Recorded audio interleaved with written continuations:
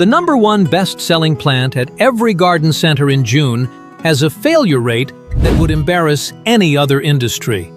It's on the front table. It's in full bloom. It's probably already in your cart. And by September, there's a better-than-even chance it's dead. There are 6 of them. 6 plants everywhere right now. Gorgeous, tempting, and set up to fail the moment June heat hits your garden. I'm going to show you all 6, and what to grab instead. Do you want to guess which one I'm talking about? Stay with me. Here's what the gardening industry won't tell you.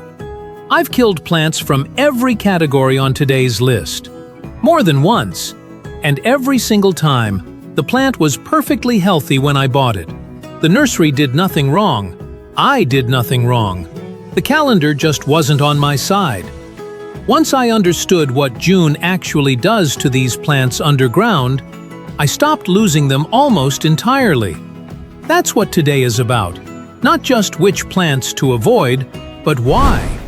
Because once you understand the why, you won't make this mistake again. Not just with these 6, with anything. Before we start, drop a comment. Which of these do you think is #1? I'll tell you if you're right.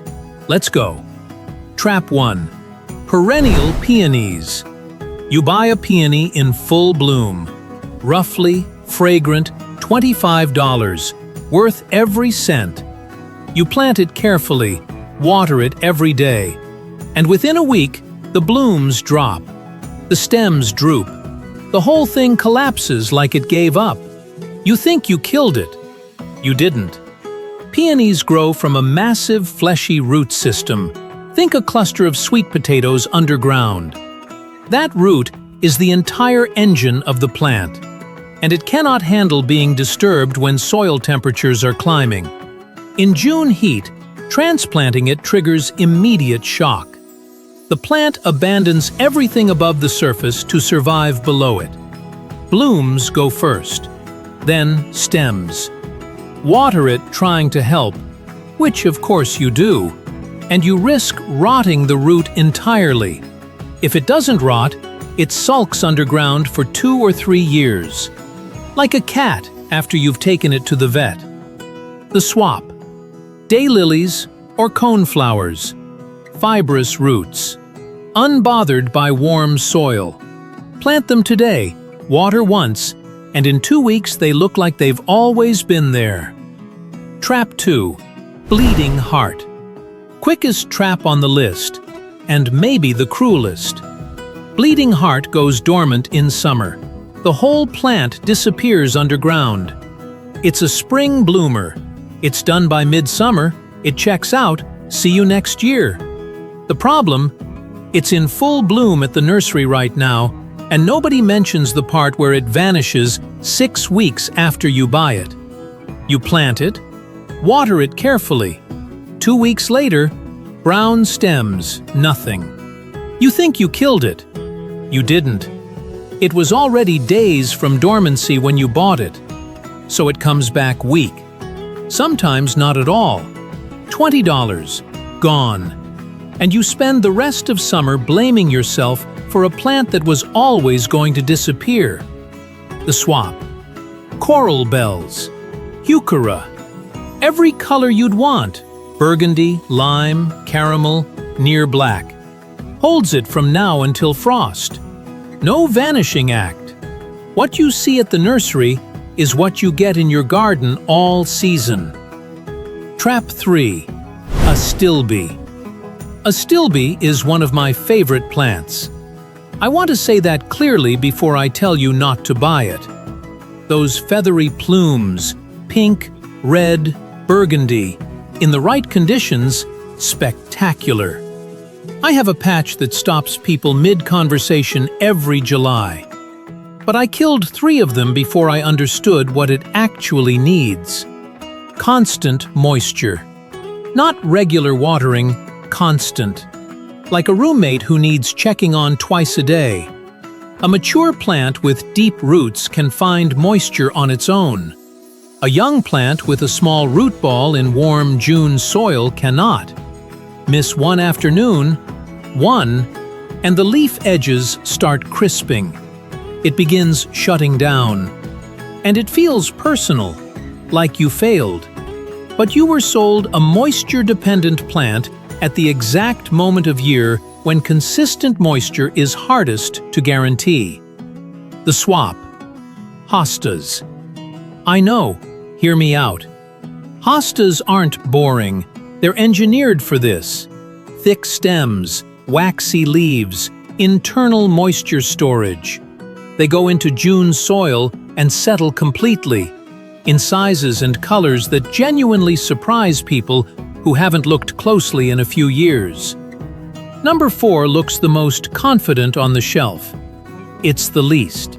Trap 4. Lupins. Tall, dramatic, dense, vertical spires. They look like the most established plant in the nursery. They're not. Lupins grow on a long, fragile taproot that must push deep to find cool, moist soil below the surface. In April, cool, damp ground all the way down. That root gets deep fast before heat arrives.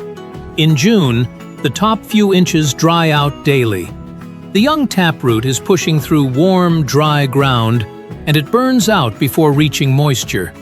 The plant above looks fine for a week or two, running on whatever water was left in the pot.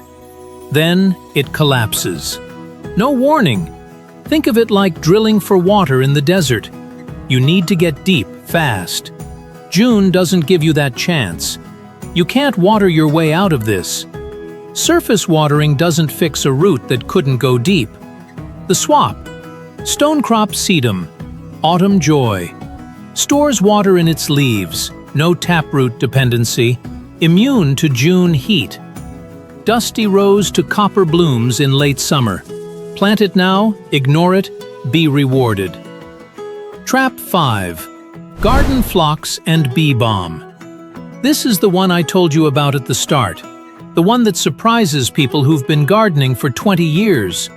Because the problem isn't heat, it isn't moisture. It's something invisible that shows up weeks later and looks exactly like disease, not a timing mistake.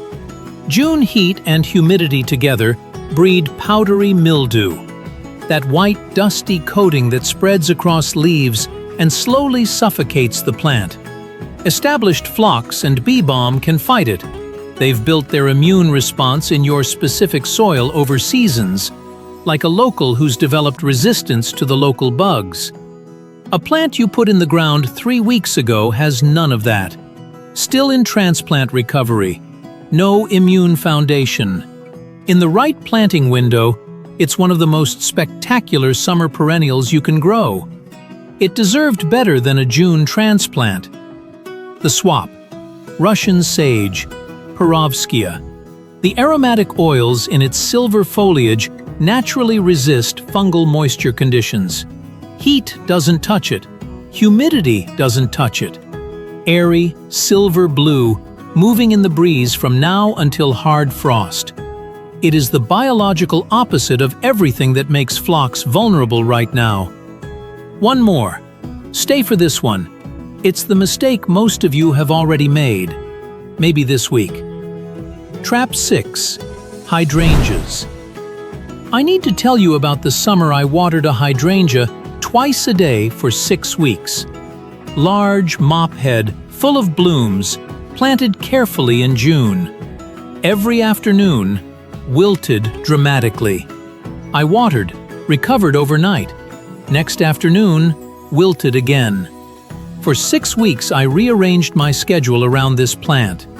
It survived. Barely. Still weak and half the size it should have been the following spring.